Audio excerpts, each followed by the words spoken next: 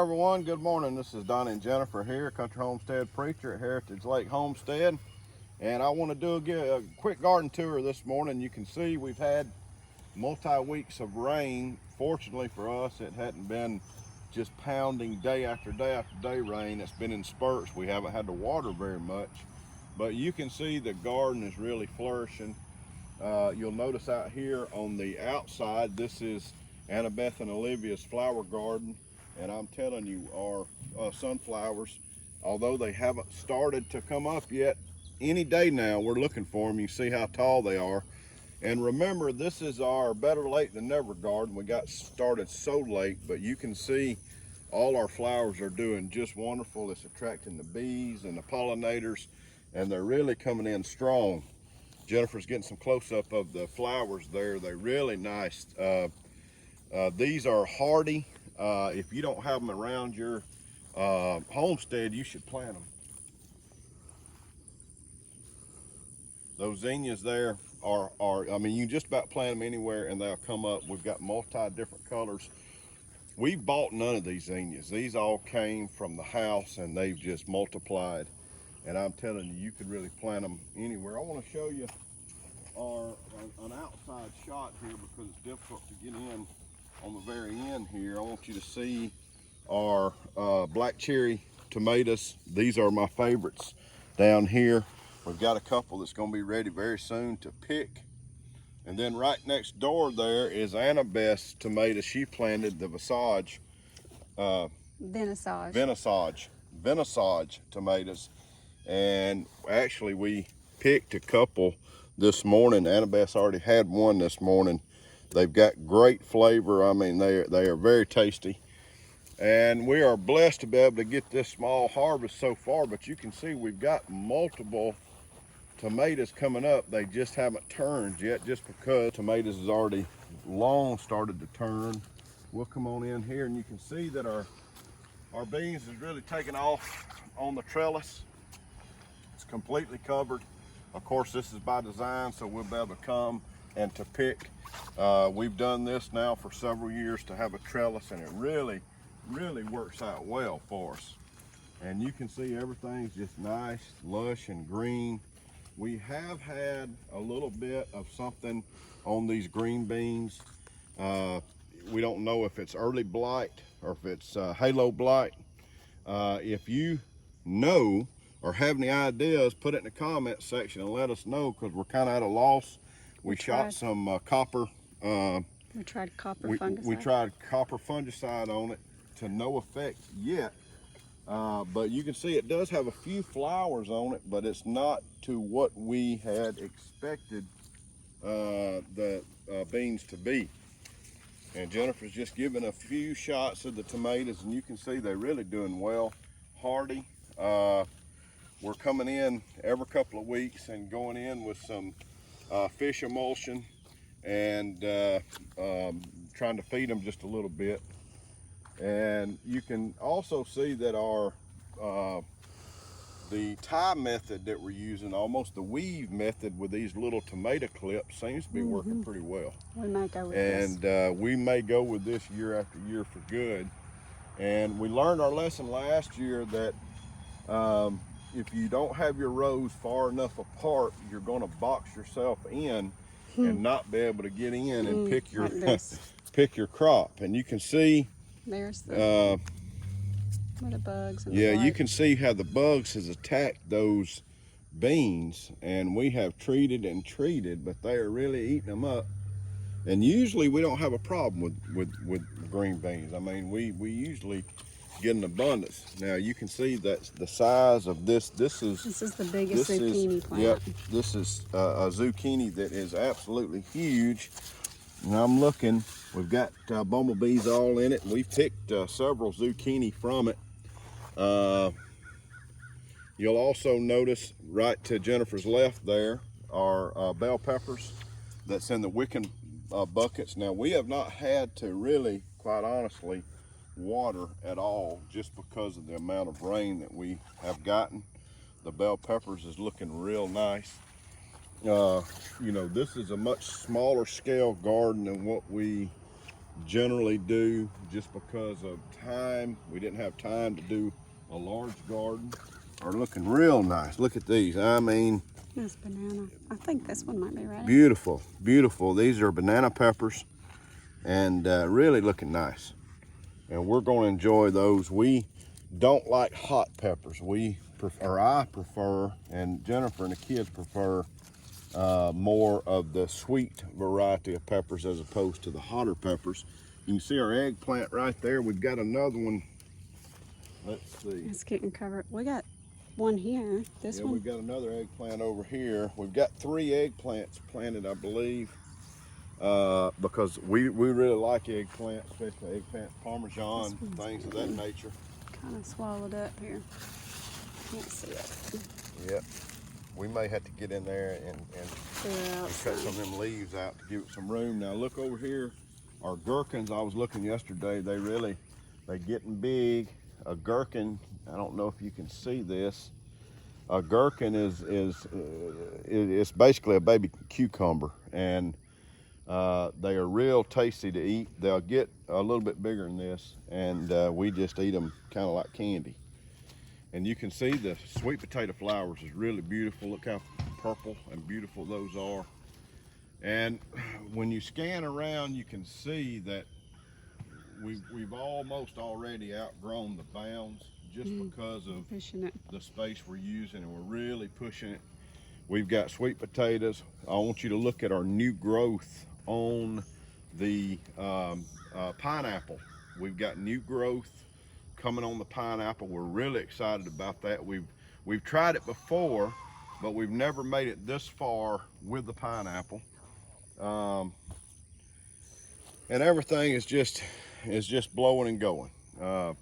You'll notice over there, and we did a video the other day, we've got a watermelon in our watermelon hammock over there that is holding that watermelon that grew on the outside of the fence.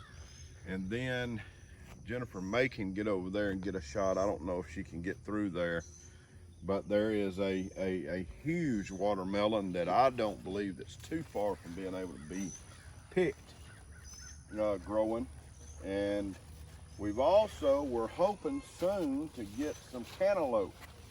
And we've got cantaloupe mixed in with this watermelon. It's kind of difficult to see, but again, we planted in this area trying to get the most results, and you can see there that beautiful watermelon, and that's the biggest one by far we've ever been able to grow. Oh, we got a zucchini that got away. And we got a huge zucchini back there. Jennifer's gonna try to show you, maybe pick it. The thing is, we're not lazy in our harvesting. It's just we got so much going that we have to try to make time to get the thing. And we may have to get our knife and cut that. He's big, too big. Jennifer, get a shot of the peppers on the back side there. That's the shishito peppers, and they are looking real good. They will eventually turn red, and they're looking real nice. Again, those are in the wicker buckets. And we also got I don't know if you can see it, we got a pumpkin on the very back side that was growing we'll have to go around on the outside of the fence that we had to move on to the inside of the fence. And I'm telling you, we've already started to freeze and to freeze dry squash. We're trying to get as much harvest out as we can.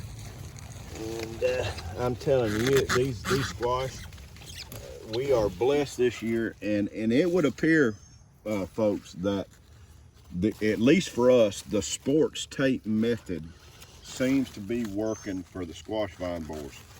And we have not seen a single one this year. And again, what I'm talking about, we learned from 1870s Homestead Channel that she takes the sports tape that you buy in like a big box store, and she wraps it around the stalks at the very bottom. And that's what we did this year.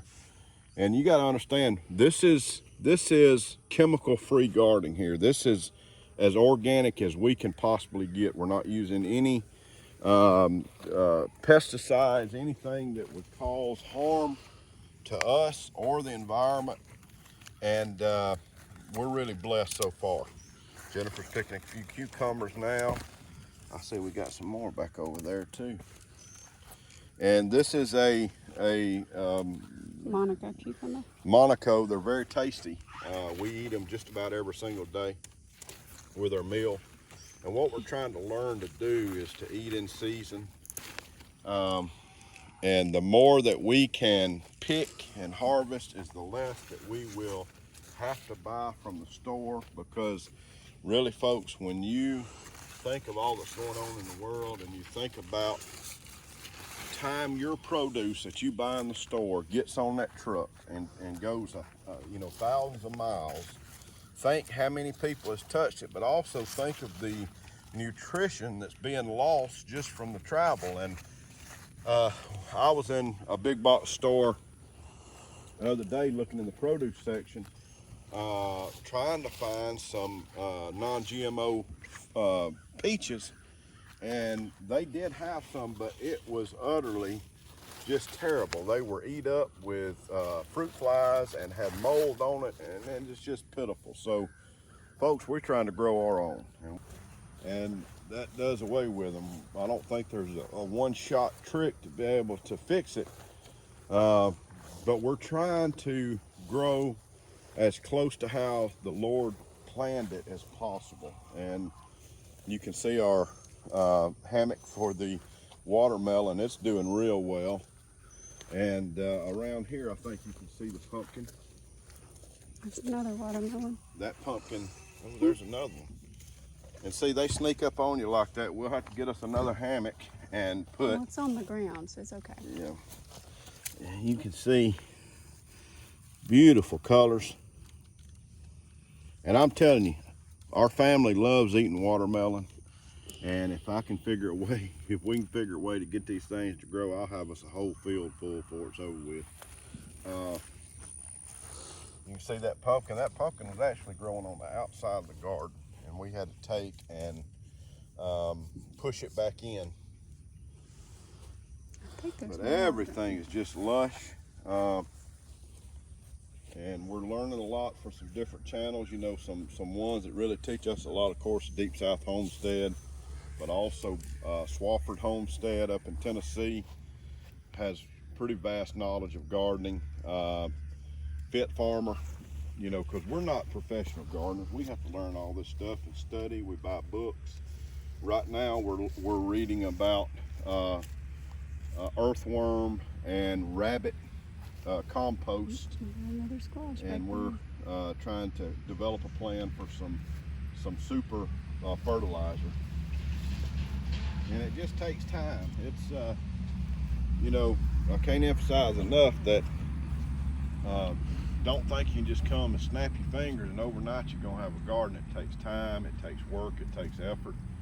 And you know, I'm gonna do another video on some plumbing issues we have in regards to the washer and dryer. And one thing that we've learned, that if you're going to set out on this homesteading journey and garden, you got to be able to shift in all directions. You got to be able to adapt and overcome, because you're going to have issues every day that you have got to come up with solutions in order to get through the issues. And you know, if you're a person that has to have everything with no changes, with everything's got to be structured and it doesn't change at all, you might need to rethink your plan, because doing homesteading, doing gardening, you got to be versatile and able to shift your plans. You know, a lot of plans that I have, well, quite frankly, some of them's just stupid plans and they don't work, and we had to come up with a different plan.